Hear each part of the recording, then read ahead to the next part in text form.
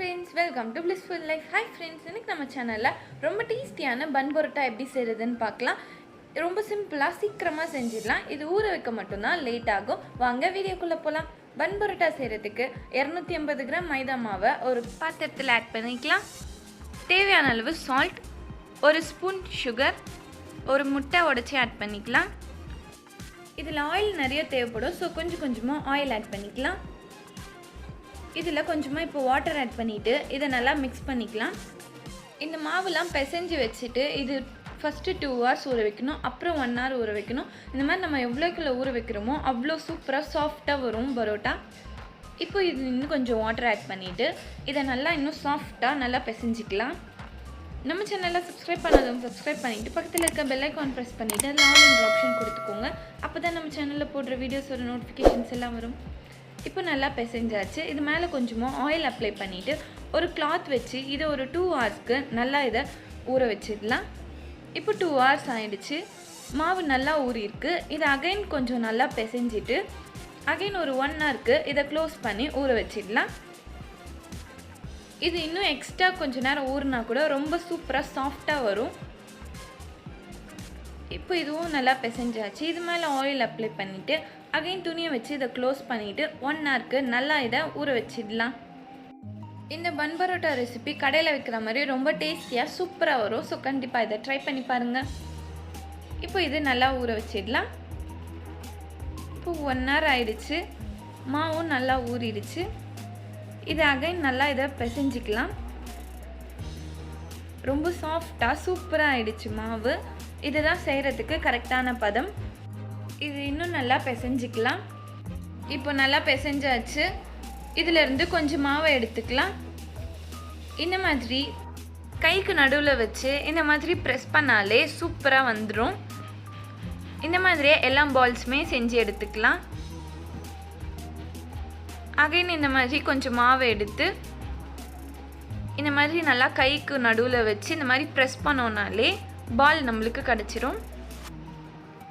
இதே மாதிரியே மற்ற இருக்க மாவில் எல்லாத்துலேயுமே பரோட்டா மாவை செஞ்சு எடுத்துக்கலாம்.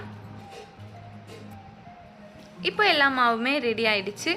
இது மேலே கொஞ்சமாக ஆயில் அப்ளை பண்ணிவிட்டு இதை ஒரு 1 hour ஊற வச்சு எடுத்துக்கலாம். இந்த பரோட்டா மாவு எவ்வளோ நேரம் ஊறுதோ அவ்வளோ சூப்பராக வரும் நம்மளுக்கு. இப்போ இது 1 hour ஆயிடுச்சு, செய்ய ஆரம்பிச்சிடலாம். இப்போ நம்ம செஞ்சுருக்க அந்த ஒரு பாலை எடுத்து பூரி மனையில் வச்சு அது மேலே கொஞ்சமாக ஆயில் அப்ளை பண்ணிவிட்டு இந்த மாதிரி இதை நல்லா திரட்டிக்கலாம். நம்ம எவ்வளோக்கு எவ்வளோ திரட்டுறோமோ அவ்வளோ நல்லா இது விரியும். இந்த மாதிரி இதை நல்லா திரட்டிக்கலாம். இது செய்கிறதுக்கு நிறைய மெத்தட் இருக்குது. இதுதான் ஃபஸ்ட்டு மெத்தட். இந்த மாதிரி ஆயில் அப்ளை பண்ணி இதை நல்லா பெருசாக திரட்டிக்கலாம். இப்போ இது நல்லா திரட்டியாச்சு. இது மேலே கொஞ்சமாக ஆயில் அப்ளை பண்ணிக்கலாம். இப்போ இதை ஒரு பக்கம் இந்த மாதிரி ஃபோல்டு பண்ணிவிட்டு அகைன் மற்ற பாதியாக இந்த மாதிரி நடுவில் ஃபோல்டு பண்ணிவிட்டு இந்த மாதிரி ஒரு ஃபிங்கர் உள்ளே விட்டு இந்த மாதிரி இதை நல்லா ரோல் பண்ணிக்கலாம். இதுதான் ஃபஸ்ட்டு மெத்தட். இது ரொம்ப சிம்பிளான மெத்தட். இந்த மாதிரி இதை நல்லா ரோல் பண்ணிவிட்டு ஒரு ப்ரெஸ் பண்ணோன்னா போதும், இது ரெடி ஆகிடும். இப்போ அந்த எட்ஜ் எடுத்து நம்ம ஃப்ரண்ட்டில் வச்சு இந்த மாதிரி லைட்டாக ப்ரெஸ் பண்ணிக்கலாம். அவ்வளோதான், இந்த மெத்தட் ரெடி ஆகிடுச்சு. இப்போ அதே மாதிரியே நல்லா திரட்டிக்கலாம். இந்த மாதிரி ஒரு பக்கத்துலேருந்து எடுத்தோன்னா அழகாக வரும். நம்ம இதை ரொம்ப நேரம் ஊற வச்சனால இவ்வளோ சூப்பராக நல்லா விரிஞ்சு வந்திருக்கு. இப்போ இதை அப்படியே இந்த மாதிரி சுருட்டிக்கலாம். அவ்வளோதான், இதுதான் செகண்ட் மெத்தட். இந்த எட்ஜ் எடுத்து நம்ம இந்த மாதிரி வச்சு ப்ரெஸ் பண்ணிக்கலாம். இப்போ தேர்ட் மெத்தட் பார்க்கலாம். அதுக்கு நம்ம செஞ்சு வச்சுருக்க அந்த மாவு எடுத்து திரட்டாமல் இந்த மாதிரி கையிலேயே இதை நல்லா விரிச்சிக்கலாம். நம்ம இது நல்லா ஊற வச்சனால இது சூப்பராக நல்லா விரிஞ்சு வரும். கொஞ்ச நேரம் ஊற வச்சோன்னா இது இந்த அளவுக்கு நல்லா விரிஞ்சு வராது, ரொம்ப சீக்கிரத்திலே சுருங்கிடும்.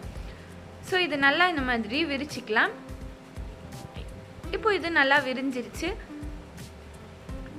இப்போ இதில் கொஞ்சமாக ஆயில் அப்ளை பண்ணிவிட்டு இந்த மாதிரி ஒரு பக்கத்துலேருந்து எடுத்தோன்னா இந்த மாதிரி நல்லா வரும். இதையும் இந்த மாதிரி சுருட்டிக்கலாம். இதுதான் தேர்ட் மெத்தட். ரொம்ப சூப்பராக கடையில் வைக்கிற மாதிரியே இருக்கும். கண்டிப்பாக இந்த ரெசிபியை ட்ரை பண்ணி பாருங்கள். அவ்வளோதான். இந்த எட்ஜ் எடுத்து அதே மாதிரியே பேக்கில் வச்சு இந்த மாதிரி ப்ரெஸ் பண்ணிட்டோன்னா ரெடி ஆகிடும். இப்போ இதே மாதிரியே எல்லாத்தையுமே செஞ்சு எடுத்துக்கலாம். நம்ம சேனலை சப்ஸ்கிரைப் பண்ணாதவங்க சப்ஸ்கிரைப் பண்ணிவிட்டு பக்கத்தில் இருக்க பெல் ஐக்கான் ப்ரெஸ் பண்ணிவிட்டு அதில் ஆல் என்ற ஆப்ஷன் கொடுத்துக்கோங்க. அப்போ தான் நம்ம சேனலில் போடுற வீடியோஸோட நோட்டிஃபிகேஷன்ஸ் எல்லாம் வரும். இப்போ எல்லாத்தையுமே செஞ்சு எடுத்தாச்சு. எல்லாமே ரெடி ஆகிடுச்சு. இதை தோசைக்கல்லில் போட்டு எடுத்துடலாம். தோசைக்கல்லில் நல்லா ஆயில் விட்டுட்டு இந்த மாதிரி நம்ம செஞ்சு வச்சுருக்க பரோட்டா மாவு எடுத்து வச்சுக்கலாம். இது மேலே கொஞ்சமாக ஆயில் அப்ளை பண்ணிக்கலாம். இப்போ இது ஒரு பக்கம் நல்லா வெந்ததும் இன்னொரு பக்கம் திருப்பி போட்டுக்கலாம். இந்த பரோட்டாவுக்கு ஆயில் தான் ரொம்ப முக்கியம். ஆயில் எவ்வளோக்குள்ளே ஊற்றி இதை நல்லா ஊற வைக்கிறோமோ அவ்வளோ டேஸ்ட்டாக சூப்பராக சாஃப்டாக வரும் பரோட்டா. இப்போ இது ரெடி ஆகிடுச்சு. இதை வெளியில் எடுத்துடலாம். டேஸ்டியான பரோட்டா ரெடி ஆகிடுச்சு. இதே மாதிரியே மற்ற இருக்க மாவு எல்லாத்தையுமே போட்டு செஞ்சு எடுத்துக்கலாம். இப்போ இது மேலே கொஞ்சமாக ஆயில் விட்டுட்டு இது வெந்ததும் இன்னொரு பக்கம் திருப்பி போட்டுக்கலாம். ரொம்ப சீக்கிரமாகவே ரெசிபி ரெடி ஆகிடும். இது ஊற வைக்கிறதுக்கு தான் லேட் ஆகும். இப்போ நம்ம செஞ்சு வச்சுருக்க பரோட்டாவை எடுத்து இந்த மாதிரி சூடாக இருக்கும்போதே கையை வச்சு நல்லா இதை அடிச்சுக்கலாம். மிதமான சூடில் இருக்கும்போது இதை அடித்தாதான் இது நல்லா விரிஞ்சு வரும். இப்போ பரோட்டா ரெடி ஆகிடுச்சு. லேயராக நல்லா பிரிஞ்சு வந்திருக்கு. நம்ம டேஸ்டியான பன் பரோட்டா ரெசிபி ரெடி. இந்த ரெசிபியை கண்டிப்பாக ட்ரை பண்ணி பார்த்துட்டு எப்படி இருக்குன்றத கமெண்ட் பாக்ஸில் ஷேர் பண்ணுங்கள். இந்த வீடியோ பிடிச்சிருந்தா லைக் பண்ணுங்கள், ஷேர் பண்ணுங்கள். நம்ம சேனலை சப்ஸ்கிரைப் பண்ணாதவங்க சப்ஸ்கிரைப் பண்ணிவிட்டு பக்கத்தில் இருக்க பெல் ஐக்கான் ப்ரெஸ் பண்ணிவிட்டு அதில் ஆல் என்ற ஆப்ஷன் கொடுத்துக்கோங்க. தேங்க்ஸ் ஃபார் வாட்சிங்.